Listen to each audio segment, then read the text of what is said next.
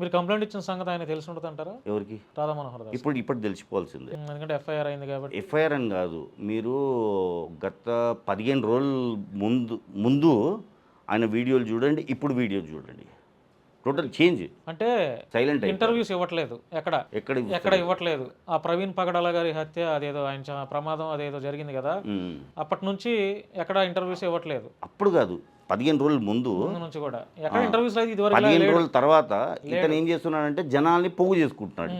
అంటే నేను ఇప్పుడు కేవలం ఈ మతం గురించి మాట్లాడు. రాధా మనోహర్ దాస్ స్వగ్రామం తెలుసా మీకు? ఎక్కడ? తిరుపతి అనుకుంటా. రాంగ్. రాధా మనోహర్ దాస్ పెళ్ళి అయిందా తెలుసా? నాకు తెలియదు. అతను ఏ క్యాస్ట్ తెలుసా? తెలియదు. బీసీ అనుకుంటా. రాధా మనోహర్ దాస్ది ద్వారకా తిరుమల పక్కన. ద్వారకా తిరుమల అంటే తిరుపతి? తిరుపతి కాదు, ఏలూరు పక్కన. ఓకే. ద్వారకా తిరుమల పక్కన తాళ్లపూడి గ్రామం. ఆ తాళ్లపూడి గ్రామం అని బయటకు తీసింది నేనే. అతని తల్లిదండ్రుల పేర్లు బయటకు తీసింది నేనే. అతను చదువుకున్నది పరసా పద్మరాజారావు స్కూల్, హై స్కూల్. ఒక చెల్లి ఉంది, ఆమెకి డైవర్స్ అయిపోయింది. చెప్తున్నాను అంటే మరి ఇతను ఒక ఇంటర్వ్యూ కాదు సార్, ఎందుకు ఫ్యామిలీ గురించి మాట్లాడకూడదు? ఆ రకంగా లక్షల మంది క్రైస్తవుల యొక్క మనోభావాలతో ఆడుకుంటున్నాడు, ముస్లింల యొక్క మనోభావాలతో ఆడుకుంటున్నప్పుడు ఇతను ఫ్యామిలీ గురించి చెప్పడానికి నేను చెప్తా గర్వంగా నా ఫ్యామిలీ ఏంటి అనేది. మనం ఇతని గురించి మనం ఎవరిని దూషణలు చేయట్లా, వ్యక్తిగతంగా దూషణలు చేసిన తప్పే.